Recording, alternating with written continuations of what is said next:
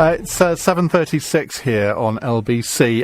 We're going to take calls on three subjects over the next half an hour, which we don't normally do, but FIFA, British Empire and harassment in the street.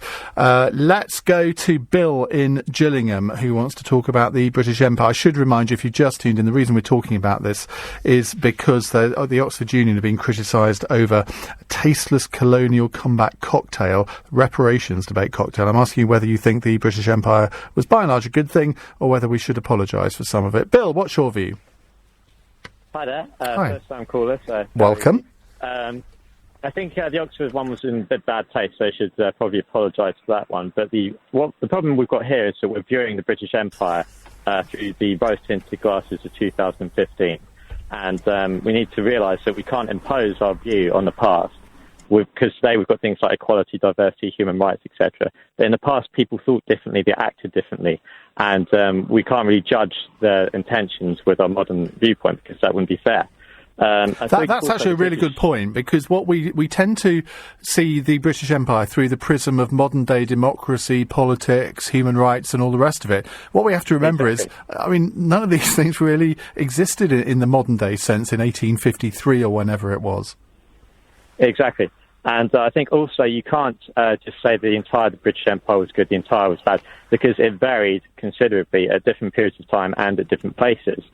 Just an example, you can condemn all of slavery, and you see, I'm saying we, so I'm not being fair here, because you should say they, because it was in the past. But the British shipped more slaves than any other nation in history, which is undoubtedly bad. So a good point was that the Royal Navy essentially abolished slavery, and under the Pax Britannica, there was never more, in my opinion, so much peace in history. Destroyed piracy, destroyed slavery, and made the world a pretty peaceful place for a large period of time.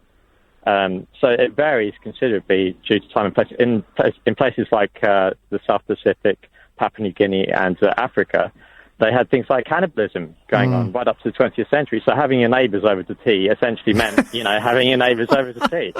And if, the British also had a fairly bad time of things. Right up to the 18th century, we still had children starving in the streets in England. We still had people stuck in cotton mills.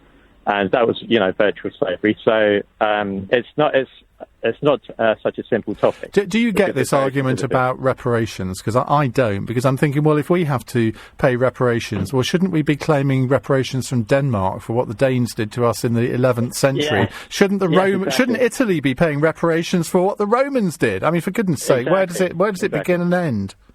It is quite difficult, because where does it end? I think it's fair to say that if it's in living memory, if the people are still surviving, then there's cause for justice. I think a good way also to judge the British Empire is to compare it to other empires that existed at the time. And if you consider that the British Empire in the 20th century, at El Alamein in World War II, we had ethnic Indian officers leading white British troops into battle. It took the Americans up to the 60s to get racial equality. And in the meantime, the Japanese and the Germans were creating the most sinister empire known to man. Now, you compare these to the British Empire, and you can get a bit more of an even playing field. So it's not such a simple thing to do, though. Yeah. Well, Bill, we've enjoyed your call. Do call again. Thank you very much indeed. Theo wants to talk about harassment. Theo's in Edgware. Hi.